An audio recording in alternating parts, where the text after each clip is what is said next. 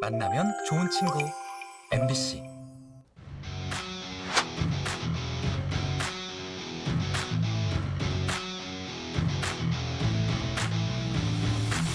家族を連れて富山に行こうっていう、こういうような動きも出てきているということで、それらもコンパクトシティ政策を行うことによって、街が魅力的になってきたということの成果だというふうに考えています。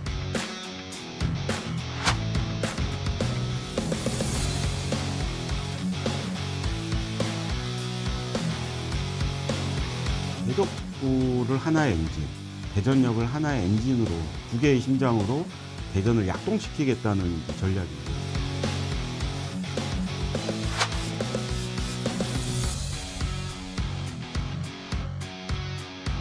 그거가 반드시 필요합니다. 그래도 지나치게 그거에만 의존한 항구 재개발은 내륙에 그냥 신도시 개발하는 거하고 다를 바도 없고 벽을 깨고 함께 할 수 있는 시스템이 만들어져야 지금 북한이 갖고 있는 지금 예견되는 어려움들을 돌파를 할 수 있다고 생각합니다.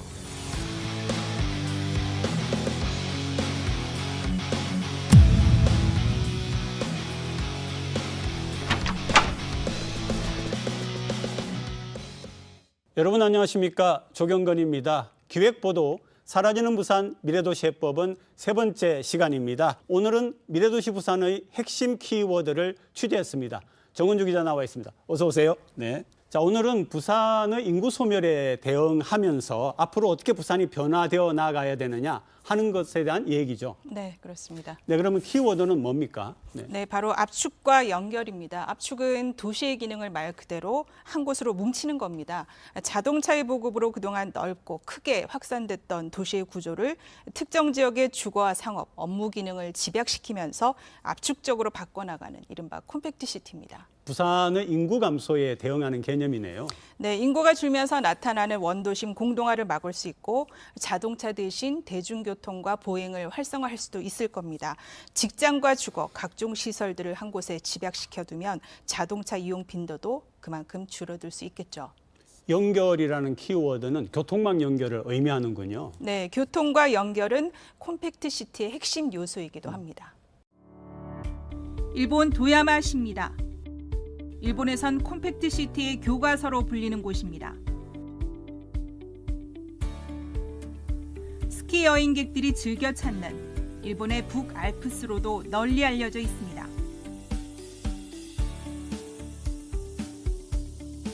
도야마는 2000년대 이전까지만 해도 도시의 크기는 지속적으로 팽창했지만 오히려 인구 감소와 고령화로 원도심은 그 직격탄을 맞았습니다.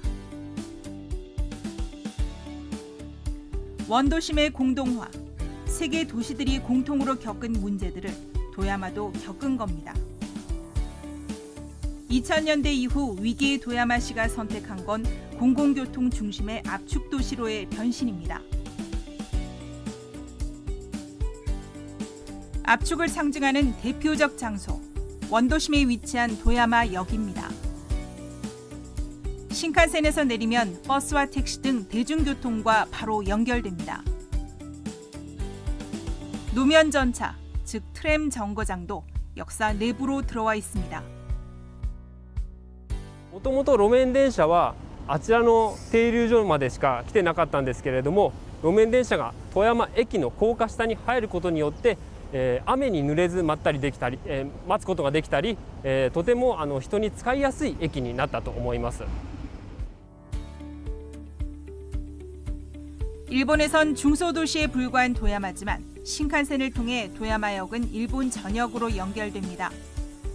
역사를 중심으로 모든 대중교통을 압축, 연결한 것입니다. 도야마시는 원도심 또는 그 인근에 집을 사거나 공동주택을 건설하면 보조금을 주는 등 원도심으로의 인구 이동을 유도했습니다. まずその路面電車の駅を中心としたその徒歩圏に居住を誘導する、例えば補助金だとかその居住を誘導するような施策を行ったと。 도야마시의 압축 정책이 시작된 건 지난 2003년부터입니다. 도야마역을 중심으로 연결이 수월해지고 인구가 몰리니 민간 투자가 잇따르면서 상업시설과 함께 일자리도 집중됐습니다. 실제로 학업과 일자리 등을 이유로 도야마를 떠났던 이들이 30, 40대가 돼서 다시 도야마로 돌아오는 사례가 증가하고 있습니다. そういう人たちも、最近は単身で来るのではなくて家族を連れて富山に行こうっていう、こういうような動きも出てきているということで、それらもコンパクトシティ政策を行うことによって、街が魅力的になってきたということの成果だというふうに考えています。 교통의 연결고리를 토대로 도시 기능을 압축시키자 사람이 이곳으로 모인다는 얘기입니다. 인구 자연 감소 추세에도 불구하고 도야마시는 지난 2000년 42만 1000여 명이었던 인구가 이후 20여 년이 지났지만 41만 명 수준을 유지하고 있습니다. 압축과 연결이 이뤄낸 성과로 여겨집니다.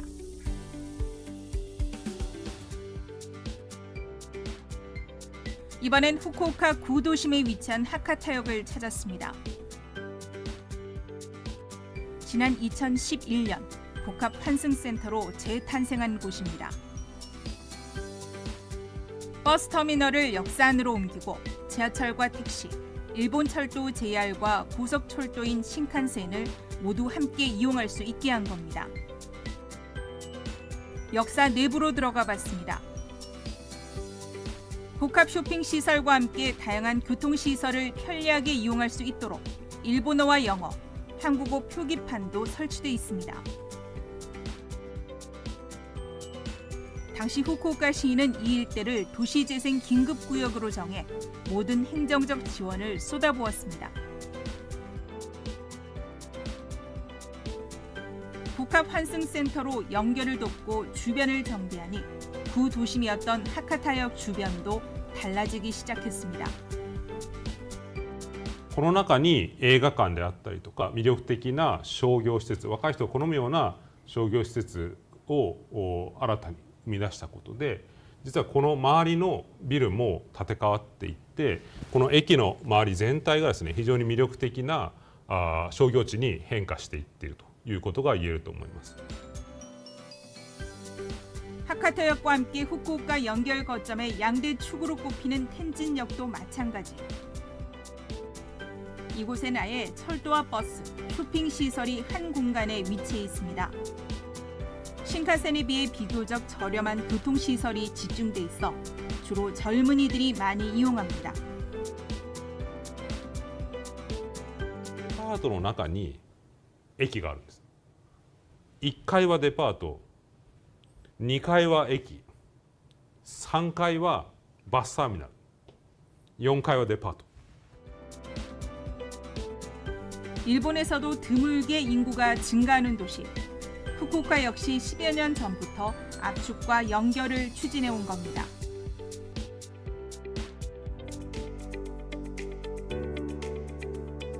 마지막으로 오사카입니다. 일본 철도와 지하철, 버스 등을 한 곳에서 탈 수 있는 오사카 역사도 지난 2001년 시작된 역사 증축 프로젝트를 통해 재탄생했습니다. 앞서 두 도시와 마찬가지로 역이 달라지면서 도심 개발도 함께 진행됐습니다. 오사카의 랜드마크 중 한 곳으로 꼽히는 오사카 스테이션 시티 역시 그중 한 곳입니다.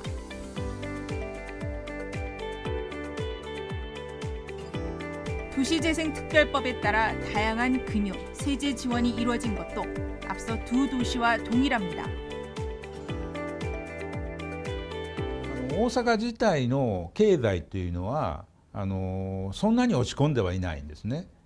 で、それを上げるために都心を開発するという仕事を入れたわけです。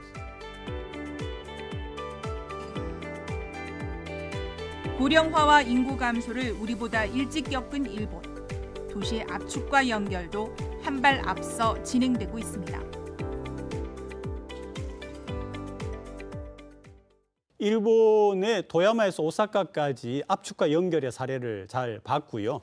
근데 도야마를 보니까 역 주변에 여러 교통의 연결망도 있고 주거도 있고 상업시설도 있고 그래가지고 컴팩트하게 모아져 있더라고요.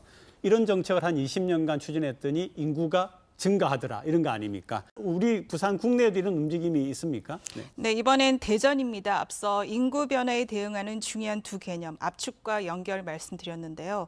대전의 사례를 보시면 이해가 더 수월하실 듯합니다. 우리나라의 중앙, 영호남을 잇는 교통의 중심지 과학도시 대전입니다. 옛 충남 도청사 인근, 대전의 원도심 선화동 일대는 평일 오후인데도 인적이 드뭅니다. 이처럼 대전도 인구 감소가 고민입니다. 4년제 대학만 10곳에 대덕연구개발특구엔 민간연구소가 밀집해 있지만 청년 인구 유출을 막기엔 역부족입니다. 카이스트라든지 아니면 뭐 많은 대학교들이 있는데 여기서 교육을 다 받고 성장을 할 수 있는 환경이 조성이 안 돼 있고 기업이 없다라는 판단이 있다 보니까 이제 수도권으로 많이 이제 편중이 되고 쏠리는 상황입니다. 젊은 인재를 붙잡아 두기 위한 대전의 선택 역시 압축과 연결이었습니다. 대전시는 대전역을 중심으로 한 도심융합특구를 조성 중입니다. 도심융합특구란 지방대도시, 그러니까 광역시 5곳의 도심에 기업과 인재가 모일 수 있도록 산업과 주거, 문화 등 복합 인프라를 갖춘 고밀도 혁신 공간을 만드는 것입니다. MZ세대들이 좋아하는 공간들이 뭐 직주, 락이 결합된 그런 도심 공간들, 그리고 워라벨이 확보되는 공간들, 거기서 또 다양한 아이디어가 교류될 수 있는 공간들을 좋아하는데 그게 이제 교외 지역이 아니라 도심 지역에 있다고 보니까 새로운 어떤 개발 모델이 필요했다. 대전은 청년 일자리 허브와 청년 공동 기숙사 등 주거 지원, 기술혁신 R&D 등 도심 산업 혁신 플랫폼, 문화와 컨벤션을 위한 공간, 쇼핑센터 등을 원도심인 KTX 대전역 일원에 압축해 조성할 계획입니다. 이른바 대전역을 중심으로 한 압축과 연결의 거점 도시, 콤팩트 시티입니다. 도시철도와 트램, 버스 등 대중교통, 택시, 도심 항공 모빌리티까지 다양한 교통수단이 KTX 대전역사를 통과하는 복합 환승 교통 체계 구축도 이번 사업의 중요 과제입니다. 대전역에서 사람들이 걸어 나오면 바로 여기서 버스를 타고 이쪽으로 나갈 수 있도록 저희가 선형 계획도 하고 이쪽에서 이제 지하철, 트램 그리고 광역버스 및 시내버스가 이제 한 번에 환승이 될 수 있는 복합 환승 교통 체계를 여기다가 만들겠다라는 게 저희 생각입니다.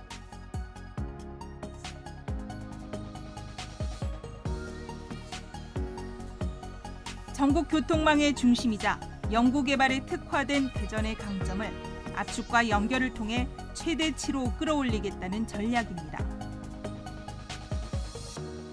단순히 이제 도시 공간을 고밀도로 만드는 게 아니고 대덕특구를 하나의 엔진, 대전역을 하나의 엔진으로 일종의 보면 트윈코어로 사용을 해서 두 개의 심장으로 대전을 약동시키겠다는 이제 전략인데요. 사업 기간은 2031년까지로 대략 2조 4천억 원이 투입됩니다. 특구의 성공적인 조성을 위한 도심융합특구 재단도 꾸려질 예정입니다. 국토부와 기재부, 중기부, 산업부, 행안부, 과기부, 지방시대위원회까지 포함하는 메머드급 재단으로 문체부와 교육부도 연계 사업으로 함께합니다. 일자리와 주거, 문화, 교통까지 도시의 거의 모든 기능이 대전 역사를 중심으로 압축 조성되는 만큼 부처를 초월한 협력이 필수적이기 때문입니다. 특구라는 거는 한 부처나 한 지자체만의 힘으로 되는 건 아니고 다부처, 다양한 사업들이 생태계적인 순환 체계에서 서로 연계돼서 시너지를 발현하려면 파격적인 지원이 집적돼야 되니까 그래서 특구거든요. 국토 개발의 방향이 압축과 연결로 정해진 건 지난 문재인 정부 시절 제5차 국토종합계획을 통해서입니다. 서울과 수도권으로의 인구 집중. 이에 대응하기 위해선 국토 공간 구조의 재편이 필수적이라는 판단에서입니다. 압축과 연결해서 대전 사례는 굉장히 인상적입니다. 그러니까 KTX 대전역으로 가면은 열차는 물론이고 모든 교통수단이 수도권과 전국 각지로 갈 수가 있고요. 또 거기에는 주거, 직장, 즐길거리까지 복합적으로 이렇게 만들어져 있다라고 하는 거죠. 네, 지금 계획대로라면 미래의 대전역이 그럴 거란 얘기입니다.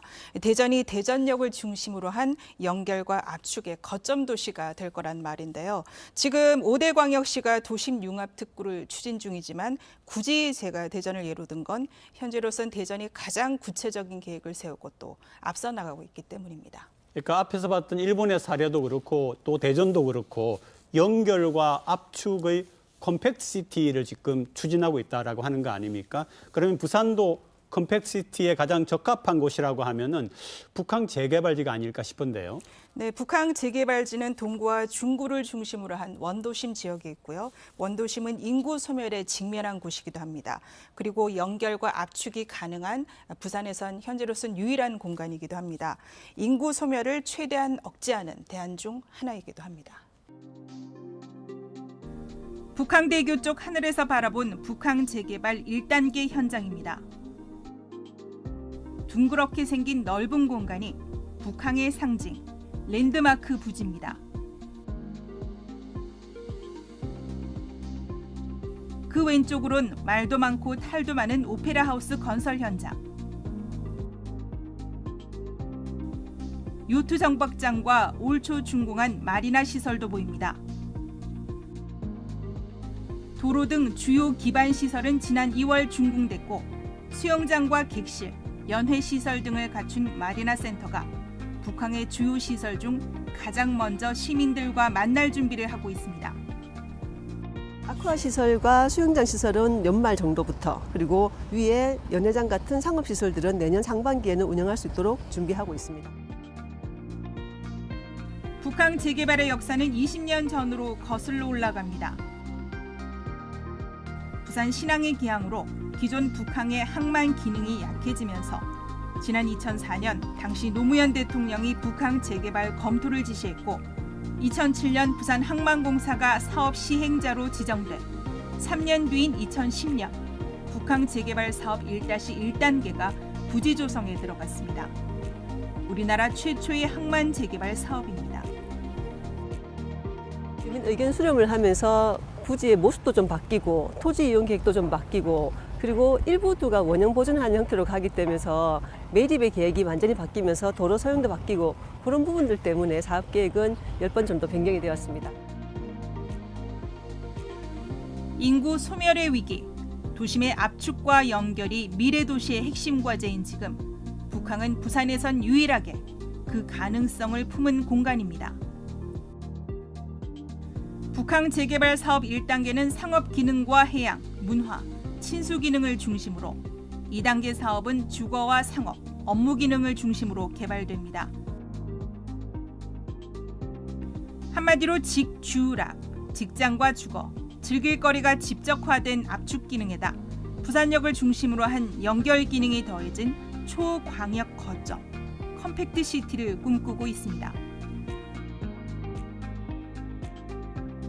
하지만 현재까진 압축도 연결의 모습도 잘 보이지 않습니다.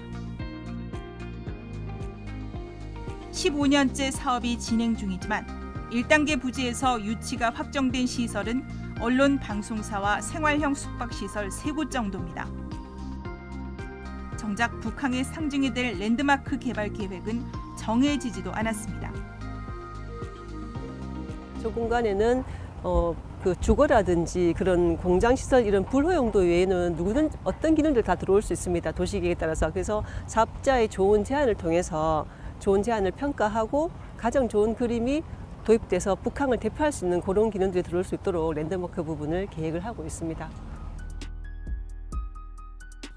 압축은 그렇다 치고 연결도 마찬가지 상황입니다. 북항 환승센터 공사가 한창입니다. 바로 옆엔 국제여객 터미널이 있고 앞쪽에는 부산역이 위치했습니다. 일반적으로 환승센터라 하면 교통의 핵심 거점 시설일 거라 생각하지만 북항 환승센터는 버스와 택시의 승하차 장소 정도가 전부입니다. 지상 24층 규모로 추진되는 북항 환승센터. 부산역과 함께 연결의 핵심 시설이 될 걸로 기대했지만 대부분이 주거형 오피스텔이고 정작 환승 관련 시설은 전체의 1% 수준입니다.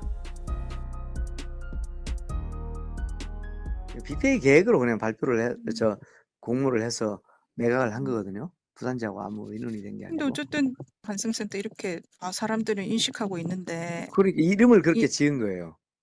BPA가 거기를 토지의 땅의 이름을 환승센터라는 땅의 이름을 지어서 공모를 한 거예요. 해수부하고 협의해서 그렇게 했겠죠. 여기에 북항 트램을 타려면 트램 노선이 지나갈 이순신 대로까지 걸어 나와야 하고 부산역, 지하철역까지는 또 한참 거리입니다. 모든 교통수단이 한 곳으로 집결된 대전역 미래의 모습과 크게 대비됩니다. 압축도 연결도 아쉬운 북항.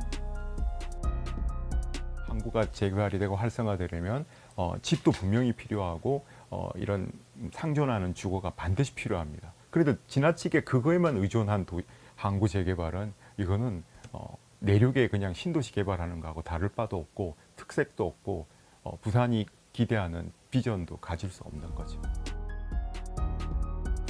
북항 재개발은 태생적인 한계를 안고 있습니다. 북항 재개발을 처음 화두로 던진 노 전 대통령이 그린 북항의 미래는 호주 시드니형의 친수 공간이었습니다.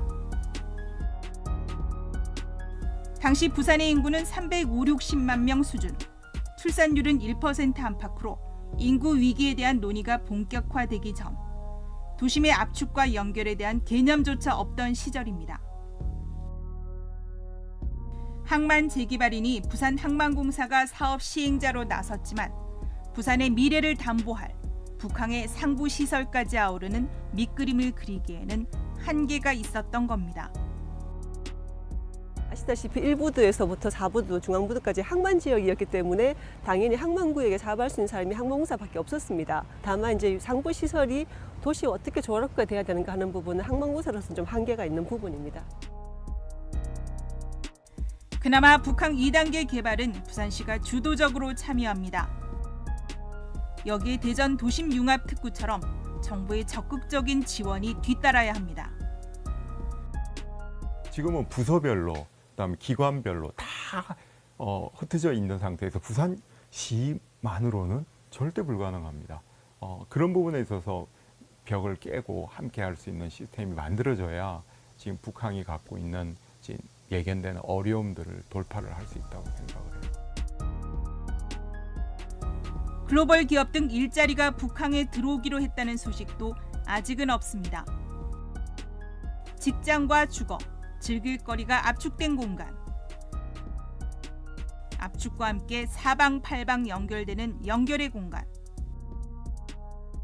북항의 미래는 바로 이런 모습이어야 하지만 아직까지는 상상할 수 없는 영역입니다.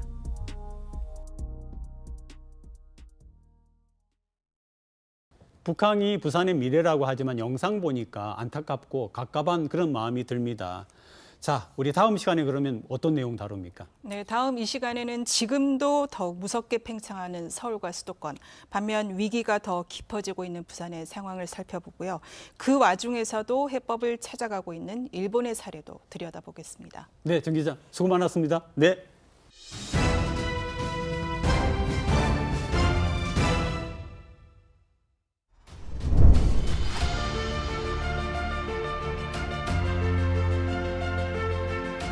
필요하면 언제든 만날 수 있는 것이 대통령과 야당 대표 아닙니까?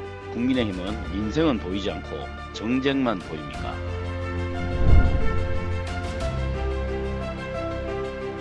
윤석열 대통령이 오죽 신임을 했으면 특별사는 본표가 되면 본인도 밀어주고 서울시장도 밀어줄 것 같습니다.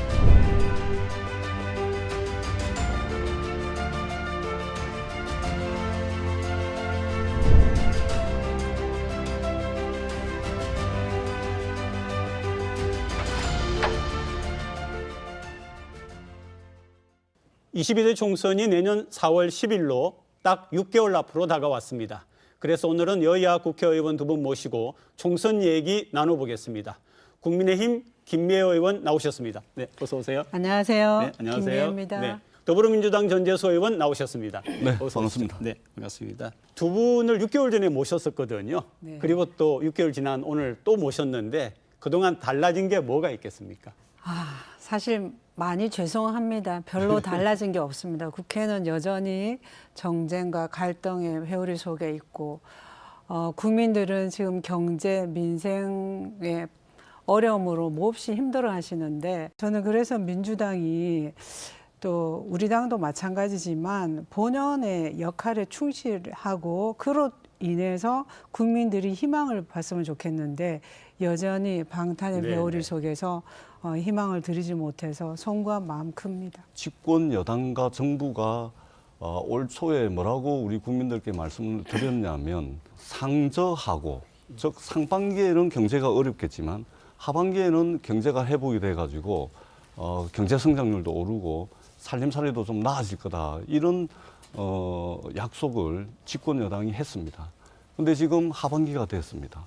오히려 12개월째 수출은 줄고 있고 여전히 연초부터 시작됐던 고물가, 고금리, 고환율은 오히려 더 강화되고 있습니다. 그런 차원에서 가장 중요한 것은 대통령께서 이념이라고 말씀을 하셨는데 이제는 이념이 아니고 먹고 사는 문제, 경제와 민생이 가장 중요하다. 그래서 저희 민주당은 무엇보다도 경제와 민생, 두 번째도 경제와 민생, 세 번째도 먹고 사는 문제, 여기 집중하겠다라는 다짐의 말씀을 드리도록 하겠습니다. 이재명 대표의 구속영장이 기각되지 않았습니까? 네. 이 상황 자체가 총선을 앞둔 시점에서 여론의 유불리 어떻게 작용할 것 같습니까? 네. 이재명 대표에 대한 수사, 네. 그리고 일부는 이제 재판이 진행되고 있는데 이재명 대표는 이미 2년 동안 내내 집권 여당에서 말하자면 벼랑 끝으로 내몰아봤기 때문에 이재명 대표의 사법 리스크가 어떤 여론에 큰 작용을 할 거다라는 인식은 국민의힘이 가지고 있는 허상에 가깝다. 저는 그렇게 생각을 합니다. 저는 그 허상이 빨리 깨졌으면 좋겠다는 생각인데 그 원인을 누가 제공했습니까? 이재명 대표는 윤석열 정부가 이렇게 애쓰던 거 노력해 준 거 있습니까? 끊임없이 발목 잡기였습니다. 대표적으로는 지난번 본회의 때도 이재명 대표 체포동의안 가결되니까 그것으로 끝이었습니다. 그날도 수십 개의 법안 본회의에서 통과를 예정하고 있었는데 그걸로 끝이었습니다. 그리고 지금 말씀하셨는데 민생 경제가 대한민국만의 문제가 아니죠. 대외적인 리스크가 너무 큽니다. 러시아 우크라이나의 전쟁 여전히 계속되고 있고 그럼에도 불구하고 윤석열 대통령은 이 어려운 상황에서도 외교만큼은 국민들로부터 신뢰를 얻고 있지 않습니까? 심지어 지난번에 유엔 총회에 가서는 47개국 정상과 만나서 우리 부산 엑스포 유치 지지를 호소하기도 했습니다. 그 이전에도 인도네시아에 가서도 역시 마찬가지였습니다. 그러니까 또 일본과는 거의 매달 정상 간에 매달이 아니죠. 수시로 소통이 있고 정상회담도 한 6회 정도 있었죠. 미국과도 마찬가지입니다.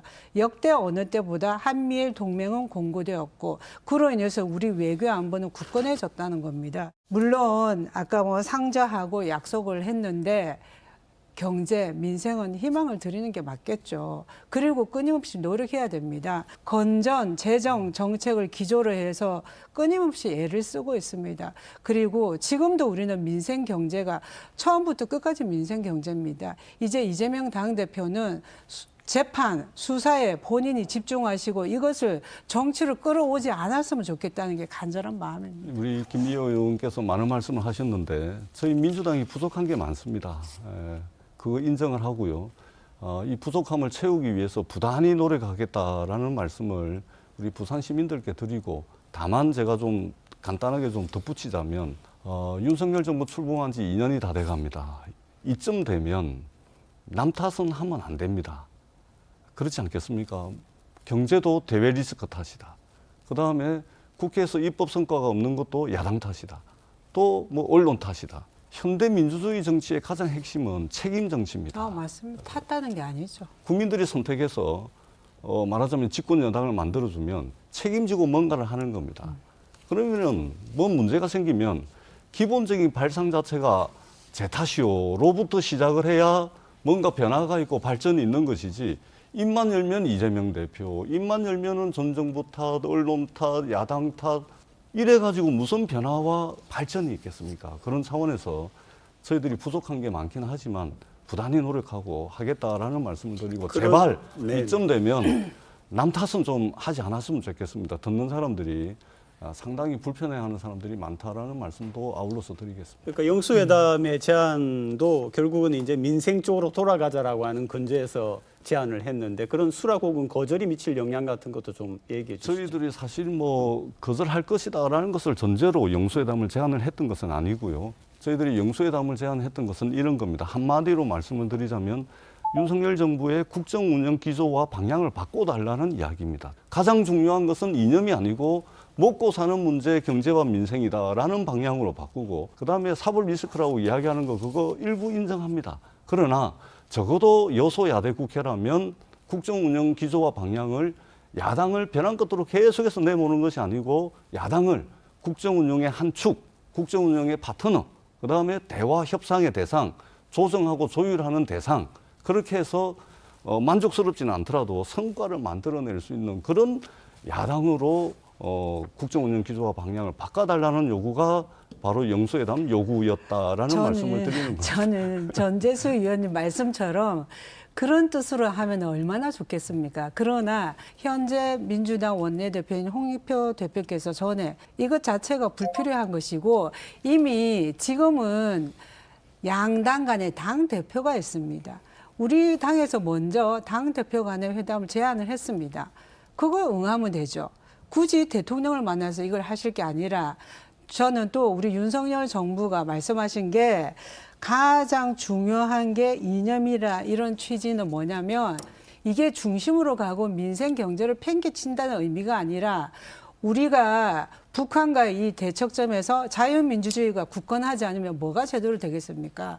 이걸 강조하는 취지지, 그걸 무슨 탓한다 이렇게 말씀하실 거는 좀 아니라고 생각되고요. 저야말로 탓하는 거, 책임 회피하는 거 누구보다 싫어합니다. 그런데 국회에서 우리가 여소야대 상황에서 윤석열 정부가 그래도 잘하는 것은 외교라고 하는 이유가 국회가 발목을 잡더라도 할 수 있기 때문입니다. 두 당에 대한 지지를 보면은 중도층의 비중이 굉장히 크지 않습니까?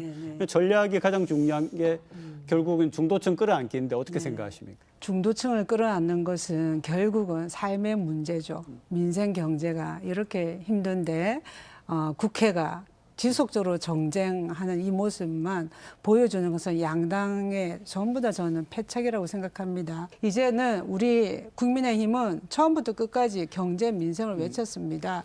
그리고 부산의 현안들이 많지 않습니까? 가장 중요한 게 산업은행법 개정, 민주당이 좀 제발 협조해서 빨리 통과되도록 해주셨으면 합니다. 네, 중도층 끌어안기.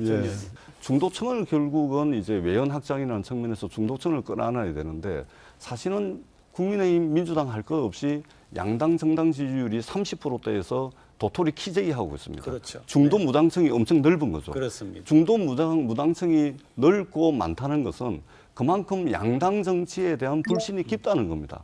국민의힘, 민주당 할 것 없이 양당 정치에 대한 불신이 깊은데, 이 불신을 걷어내고 정치권에 대한 신뢰를 다시 회복하기 위해서 정말로 머리를 맞대고 정치권이 해야 될 일 열심히 하는 것으로부터 국민들의 신뢰를 회복할 수 있다라는 말씀을 드리겠습니다.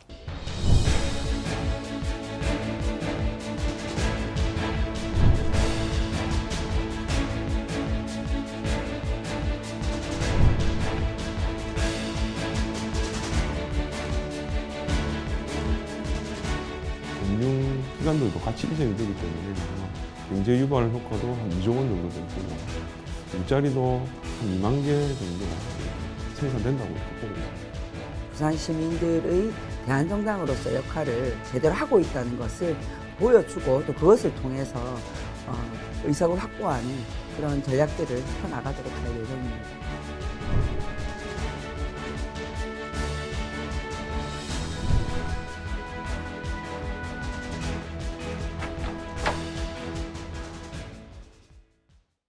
엑스포 유치의 성공 혹은 실패가 부산 총선에 큰 영향을 미치겠죠? 어떻게 보십니까? 반드시 유치되리라는 희망을 가지고 최선을 다할 뿐입니다. 그렇기 때문에 우리 윤석열 대통령께서 누구보다 열심히 세계 정상들을 만나고 또 부산시장도 그렇고 모든 우리 부산 시민과 대한민국을 사랑하는 분들이 그렇게 참여하고 있죠. 그래서 저는 그게 유불리에 어떤 영향을 미칠까 이걸 논하는 것 자체가 하지 않아야 된 일이라고 생각합니다. 그래서 저는 반드시 희망적으로 유치되리라는 기대를 하고 모든 역량을 끌어모아야 됩니다. 이제 정말 우리가 하나가 되었으면 좋겠다. 그 마음 간절합니다. 뭐 저도 전적으로 우리 김미애 의원님 말씀에 동의를 합니다. 네, 네, 제가 올해 6월 달에 부산 월드 엑스포 유치를 위해서 국회 2030 부산 엑스포 유치 특별지원위원회 네, 네. 차원에서 이제 파리를 갔었거든요. 이 자리에서 윤석열 대통령께서 직접 BIE 네. 국제 박람회 기구 행사에서 직접 이제 PPT를 하시고 열정을 쏟는 모습을 보고서 부산 시민의 한 사람으로서 야당 국회의원이지만 크게 박수를 쳐드렸습니다. 대통령께서 직접 해외에서 PPT에 나설 정도로 국가 역량을 다 끌어모으고 있습니다. 그렇기 때문에 총선의 유불리를 따질 수도 없을 뿐더러 네. 유불리 해봐야 계산 안 나옵니다. 이것은 유불리의 문제가 아니고 부산 미래의 문제입니다. 그렇기 때문에 김미애 의원님과 함께 저희들이 네, 힘을 네. 모아가지고 이 끝까지 최선을 다하겠다. 그래가지고 반드시 이게 유치할 수 있도록 열과성을 다하겠다는 말씀을 드리겠습니다. 가덕 신공항은 뭐 어쨌든 그런저런 얘기와 상관없이 잘 진행되겠죠? 잘 진행될 거라고 생각을 했는데 네. 최근에 국토부에서 기본 계획을 발표를 했거든요. 네네. 저는 그걸 보면서 야, 이 정말 국토부가 이게 지금 가덕 신공항을 정말로 대한민국의 허브공항, 중추공항 네. 이걸로 만들 만한 의지가 있는지 굉장히 의심이 들었습니다. 이거는 앞으로 여야 할 거 없이 이게 힘을 모아가지고 국토부가 이번에 발표한 기본 계획을 반드시 수정하도록 저희가 해야 되겠습니다. 예를 들면 여객 수요하고 화물 수요를 네. 이거를 기본 계획에서 거의 절반 정도로 이 수요 예측을 다운을 시켜버리고 네, 네, 네. 그다음에 대형 항공기가 이착륙을 하려면 최소한 활주로의 길이가 3.8km가 넘어야 되거든요. 네, 네. 이 기본 계획에 보면 3.5km로 되어 있습니다. 네. 그럼 이렇게 되면 중소형 항공기만 뜨고 앉아라는 이야기인데 안 되죠. 그다음에 활주로 폭도 한 절반 정도로 줄여놨습니다. 애초에 우리가 추진하고자 했던 가덕신공항, 중추공항, 허브공항의 위상을 가질 수 있도록 좀 이 기본 계획을 수정해 나가는 그런 노력이 굉장히 절박한 지금 상황에 와 있다. 저는 그렇게 평가를 합니다. 네, 저도 봤는데 활주로에 대해서나 또 화물, 물류공항, 물류 허브로서의 기능을 하기 위해서는 얼마든지 수정 가능하고 앞으로도 네. 추가 확대가 가능하다는 얘기를 들었습니다. 그거는 국토위 상임위 회의록에도 나와 있고요.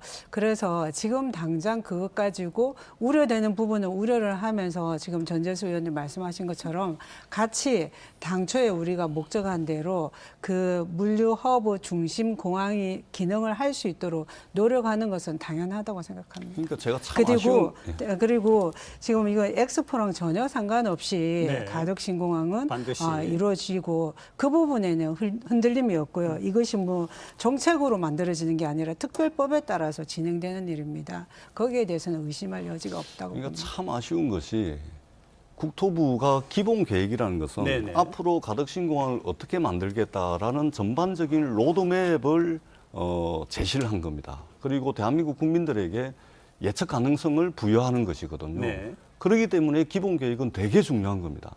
근데 이번에 기본 계획에 완전히 부산 시민들이 바라고 있던 가덕신공항을 완전히 그 위상을 훼손시키는 이런 기본 계획을 내놨다는 것 자체가 도대체 무슨 의도가 있냐 이게. 그래서 저는 심각한 우려를 가지지 않을 수 없고 여야 의원들이 정말로 힘을 모아가지고 애초에 우리가 추진하고자 했던 가덕신공항 그 본래의 모습대로 추진될 수 있도록 이번 정기국회 시전에 확실하게 바로잡을 수 있는 그런 시간이 되도록 노력하겠습니다. 내년도 정부 예산안에서 우리 정부가 재정 건전화 기조에도 불구하고 SOC 예산 중에 가덕 신공항 예산으로 5,360억 원을 배정했습니다. 네네. 올해 130억보다 40배 이상 늘어났죠. 이것은 확고한 재정 지원을 바탕으로 가덕 신공항 2029년 조기 개항을 성사시키겠다는 굳건한 의지를 저는 보였다고 봅니다. 네네. 우리가 이제 산업은행 이전도 부산에 굉장히 중요한 문제고 또 총선에 영향을 줄 거라고 보는데 네.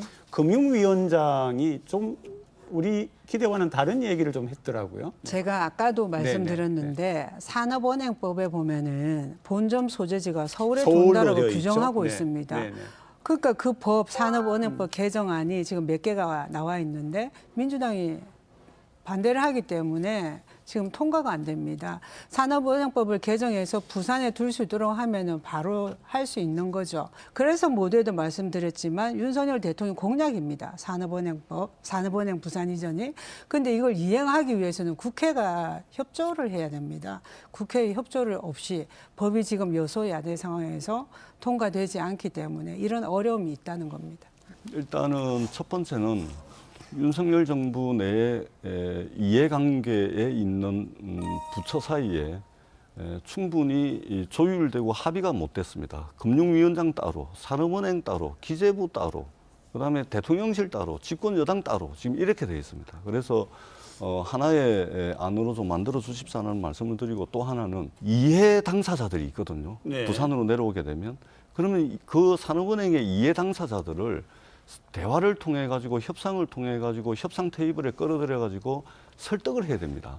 예를 들면 노무현 대통령께서 국가균형발전특별법을 통과를 시키고 공공기관 지방 이전을 했습니다.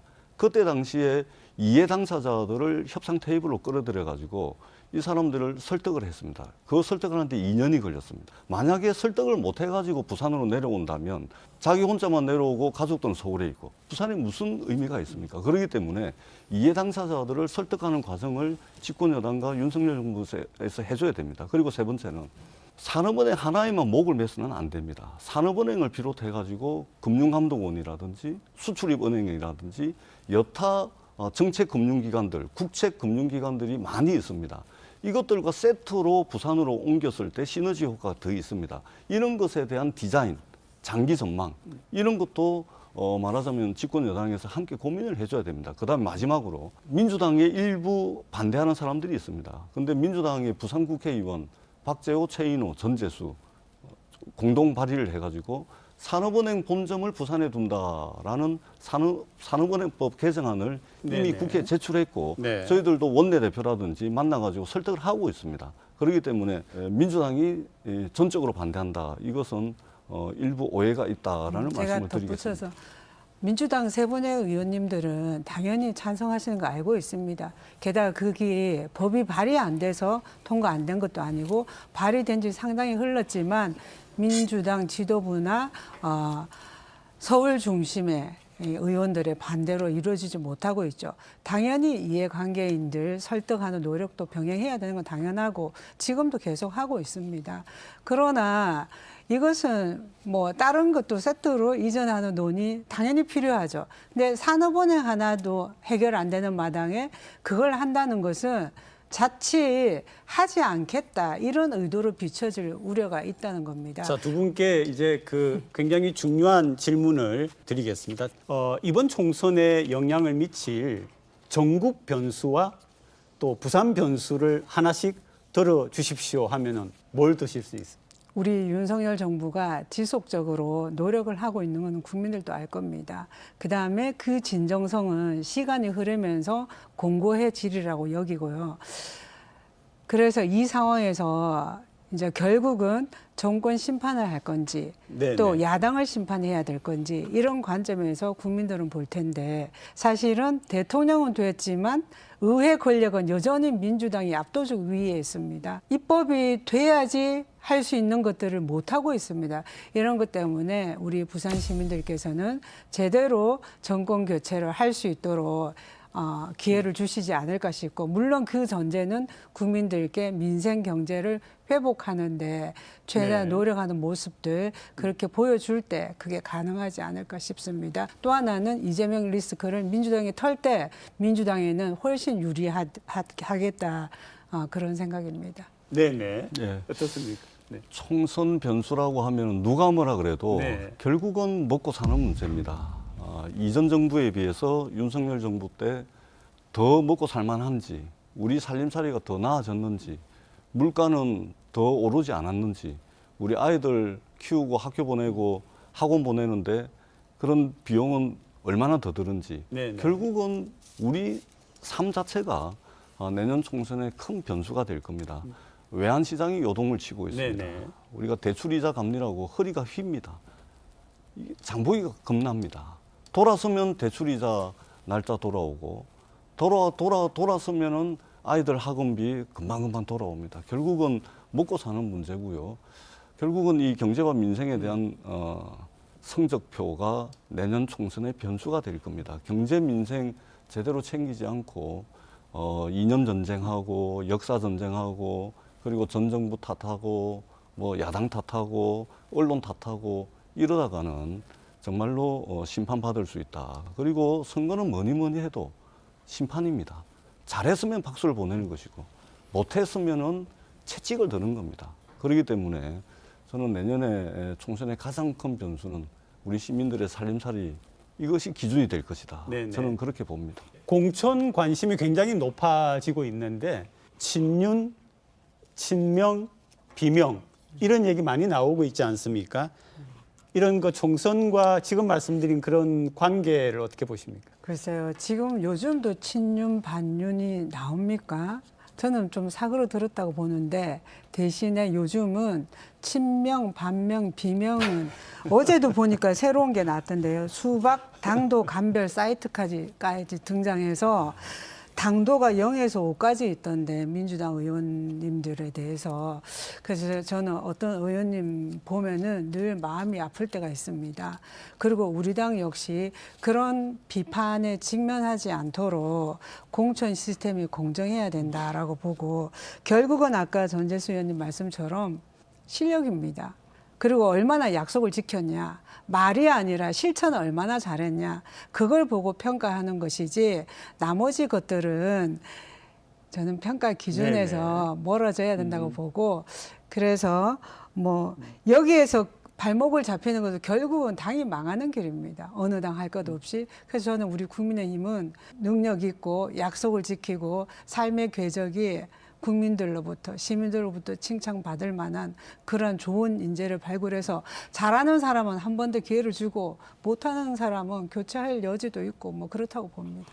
우리 김미호 의원께서 친명, 뭐 반명, 비명, 수박 이렇게 말씀을 하시면서 저희 당 걱정을 해주시는데요. 걱정 안 해주셔도 됩니다. 저희들이 국민들께 신뢰받을 수 있도록 잘 정리할 겁니다. 그리고 무엇보다도 국민의힘, 민주당 할 거 없습니다. 정당은 국고 보조금을 받는 공익의 대변자가 돼야 됩니다. 국고 보조를 왜 받습니까? 공익을 대변하라고 받는 겁니다. 국익을 옹호하라고 국민 세금으로 정당 보조금을 받는 겁니다. 그런 차원에서 국민의힘이든 민주당이든 할 거 없이 이 정당이라는 것이 무슨 사당을 만든다든지 줄 세우기를 한다든지 그렇게 해서는 안 됩니다. 부산 민주당 사람들은 뭐 누구한테 줄 서고 그렇게 하지 않습니다. 그렇게 했다면 끊임없이 도전할 수 없었을 겁니다. 이전에도 보여왔듯이 앞으로도 지속적으로 부산의 미래만 바라보고 정치를 해나가겠다라는 다짐의 말씀을 드리겠습니다. 이제 마지막으로 두 분께서 아주 간단하게 부산 시민들에게 드리는 말씀 한 말씀씩 부탁드립니다. 저는 지속적으로 민생 현장을 다니는 사람으로서 참 마음이 고될 때가 있습니다. 이제는 정치가 희망을 드릴 수 있도록 해야 되고, 그러기 위해서는 윤석열 정부가 제대로 국민께 약속드린 것을 지킬 수 있어야 되는데, 가장 대표적인 게 산업은행법 개정입니다. 민주당이 발목을 잡고 있습니다. 이러한 부분을 비롯해서 나머지 민생 경제 회복을 위한 일련의 활동들을 제대로 해서 성과를 낼 수 있도록 한 번 더 기회를 주시기를 당부드립니다. 또 하나는 우리 국민의힘은 약속드린 대로 처음부터 끝까지 민생, 경제만 바라보고 현장에 다니겠습니다. 더 이상 이재명 당대표가 재판을 받으러 가더라도 그거는 대한민국 법에 따라서 법 앞에 평등하게 본인이 임하면 좋겠습니다. 그것을 정치로 대한민국 국회로 가져오지 않게 되기를 바라고요. 그래서 국민들께 더 이상 짜증나지 않는 모습을 보여드릴 수 있도록 최선을 다하겠습니다. 감사합니다. 네. 민주당이 많이 부족합니다. 사실 정치라는 것이 국민들께 희망은 되지 못할지언정 적어도 이 손톱만큼의 위로라도 돼야 되는데 위로는커녕 절망만 안겨드리고 있습니다. 국회의원의 한 사람으로서 송구스럽고 죄송하다는 말씀을 먼저 드리고 그럼에도 불구하고 부산의 우리 민주당은 선거 때마다 나가서 떨어지고 또 나가고 또 떨어지고 또 나가고 또 떨어지고 이걸 지난 30년 동안 해왔습니다. 그럼에도 불구하고 끊임없이 도전하는 이유는 일에 대한 열정입니다. 적어도 부산의 국회의원 18석인데 절반만이라도 좀 만들어 주신다면 부산의 미래를 위해서 국민의힘과 치열하게 경쟁하겠습니다. 실적과 성과를 내기 위해서 경쟁하겠다는 말씀을 드립니다. 그것을 통해서 부산 시민들께 박수받고 칭찬받는 그런 민주당이 될 수 있도록 부족한 거 채워가면서 부단히 노력하겠다라는 말씀을 마지막으로 드리도록 하겠습니다. 네, 오늘 두 분 함께해 주셔서 정말 고맙습니다. 네, 고맙습니다. 네. 감사합니다.